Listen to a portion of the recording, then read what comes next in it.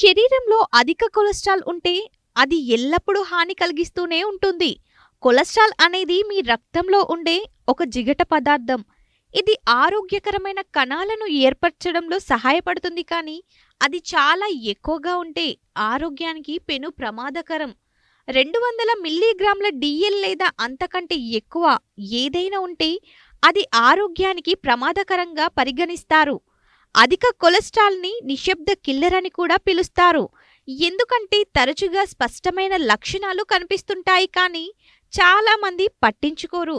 అయితే కొలెస్ట్రాల్ పెరిగితే స్ట్రోక్ లేదా గుండె జబ్బుల వంటి తీవ్రమైన సమస్యలకు దారితీస్తుంది.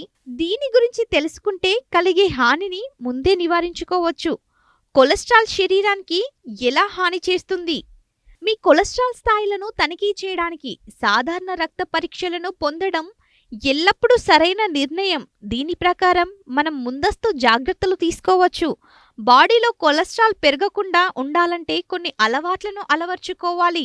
ధూమపానం చేయకపోవడం, వారానికి 150 నిమిషాల వ్యాయామం చేయడం మరియు ఆరోగ్యకరమైన ఆహారం తీసుకోవడం వంటి జీవన శైలి ఎంపికలు సాధారణ కొలెస్ట్రాల్ స్థాయిలను నిర్ణయించడానికి సహాయపడతాయి. కొలెస్ట్రాల్ మీ శరీరానికి ఎలా హాని చేస్తుందో ఇప్పుడు తెలుసుకుందాం. ధమనిని అడ్డుకుంటుంది.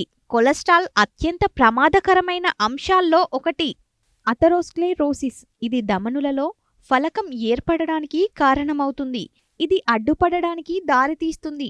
ధమనుల ద్వారా రక్తం, ఆక్సిజన్ గుండె కణజాలాలకు చేరి అందులో అడ్డంకులు ఏర్పడితే ప్రాణం కూడా పోతుంది. ఈ పరిస్థితిని కరోనరీ ఆర్టరీ డిసీజ్ అంటారు. అధిక రక్తపోటు. అధిక కొలెస్ట్రాల్ కూడా అధిక రక్తపోటుకు కారణం కావచ్చు.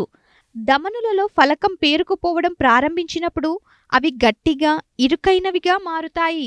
దీనివలన రక్త ప్రసరణలో అవరోధం ఏర్పడుతుంది. శరీరంలోని అన్ని భాగాలకు రక్తాన్ని బదిలీ చేయడానికి మీ గుండె చాలా కష్టపడాలి. అదనపు ఒత్తిడి కారణంగా ధమనుల గోడలు బలహీనపడటం ప్రారంభిస్తాయి. గుండెపోటు రావచ్చు. అధిక కొలెస్ట్రాల్ ధమనులను దెబ్బతీస్తుంది. ఇది రక్త ప్రవాహాన్ని అడ్డుకుంటుంది, ఆక్సిజన్ పంపిణీని అడ్డుకుంటుంది. గుండెను పోషించే కరోనరీ ధమనుల్లో ఇది జరిగినప్పుడు గుండె బలహీనంగా మారుతుంది. రక్తాన్ని సరిగ్గా పంపు చేయలేకపోతే ఫలితంగా ఇది గుండెపోటుతో పాటు ఛాతీ నొప్పికి దారితీస్తుంది. స్ట్రోక్ ప్రమాదం. గుండెపోటుతో పాటు అథెరోస్క్లెరోసిస్ రక్తాన్ని పంప్ చేసే గుండె సామర్థ్యాన్ని తగ్గిస్తుంది.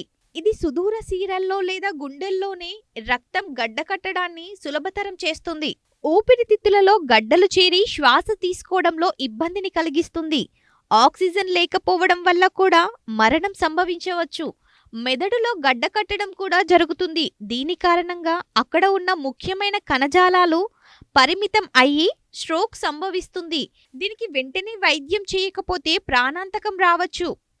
ఇలాంటి మరిన్ని టిప్స్ కోసం మన ఈహా హెల్త్ని సబ్స్క్రైబ్ చేసుకోండి. లైక్, షేర్, కామెంట్ చేయడం మాత్రం మర్చిపోకండి.